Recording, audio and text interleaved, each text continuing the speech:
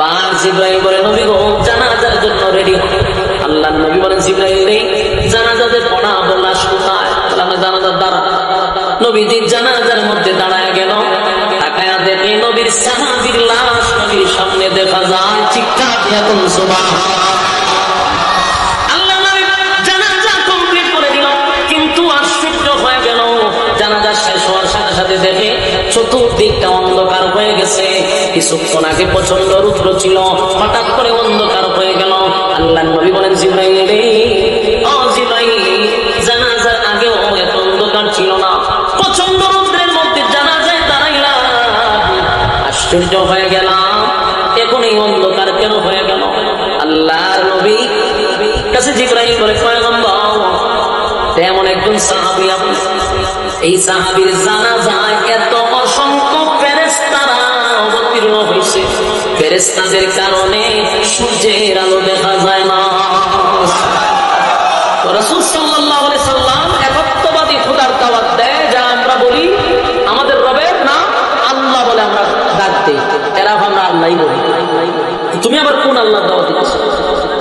রাসূল বললাম আপনারা যে বললেন আমার আল্লাহকে আপনারা আল্লাহ বলেই ডাকেন, আমার আল্লাহর পরিচয় বলেন। আমাদের আল্লাহ ইহুদিরা বলে আমাদের আল্লাহ হলো টোটাল 2 জন। কথা বুঝতেছেন? এরা এক নবীরা আল্লাহ বানাইছে, আর আল্লাহ 2 জন আল্লাহ। এটা হলো ইহুদির বক্তব্য। খ্রিস্টানরা হয় আমরা আল্লাহ হলো টোটাল 3 জন। খ্রিস্টানদের ব্যাখ্যা অনুযায়ী আমাদের আল্লাহ একজন আসমানে, আর মরিয়ম আলাইহিস সালাম হলো আল্লাহর বউ। নাউজুবিল্লাহ, উনি হলো আল্লাহর বউ, যেহেতু উনি দ্বিতীয় খোদা। আর 2 আল্লাহর মিলনে হয়েছে ঈসা আলাইহিস সালাম, এর লিগে উনি হলো 3য় নম্বর খোদা। নাউজুবিল্লাহ, এটা হলো খ্রিস্টানদের আকীদা, এরা 3 খোদায় বিশ্বাস করে। আর রাসূল বলতেছে যে আমি যে রবের দাওয়াত দিতেছি উনি তো একক অদ্বিতীয়। মানে এরা বলতেছে যে আমরা আল্লাহরে আল্লাহ ডাকি, তুমি আল্লাহরে আল্লাহ ডাকো, কোন আল্লাহর দাওয়াত দাও সেটা ডিটেইলস বর্ণনা করো। ইত্যাদি প্রশ্নের জবাবে রাসূল ব্যক্তিগত কোনো কথা দিয়ে তাদেরকে মানে এটার উত্তর দেয় নাই, কারণ রাসূল যত কথা বলতো নিজের থেকে বলতো না আল্লাহর পক্ষ থেকে। রাসূলকে যখন এই 3 দল প্রশ্ন করতে লাগলো, এদের এই 3 দলের প্রশ্নের জবাবে আল্লাহ তখন সূরা ইখলাস নাযিল করে দাঁত ভাঙা জবাব দিছে। এটা হলো নাযিল হওয়ার কারণ, যেটাকে বলে শানে নজুল। এটা হলো নাযিল হওয়ার কারণ।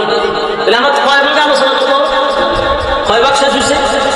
নাযিলের কারণ বলছি, আল্লাহ তখন নাযিল করছে।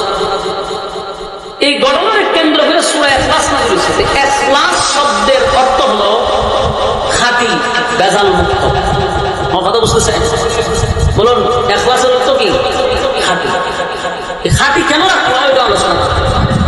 তো আল্লাহ তখন সূরা ইখলাস নাযিল করে বলতেছে কুল হুয়াল্লাহু আহাদ, পড়েন আমার সাথে, আল্লাহুস সামাদ লাম ইয়ালিদ ওয়া লাম ইউলাদ ওয়া লাম ইয়াকুল লাহু কুফুয়ান আহাদ। সূরা নাযিল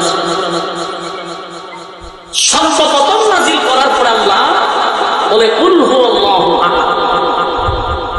আমরা নাযিলের কারণ জানছি, এখন আসলে এটা শরত তর্জমাটা আগে আমরা পেশ করি দ্বিতীয় ধাপে। কুল হুয়াল্লাহু আহাদ, আল্লাহ রাব্বুল আলামিন বলেন পয়গম্বর আপনি বলে দেন কুল হুয়াল্লাহু আহাদ, আমি আল্লাহ একক অদ্বিতীয়।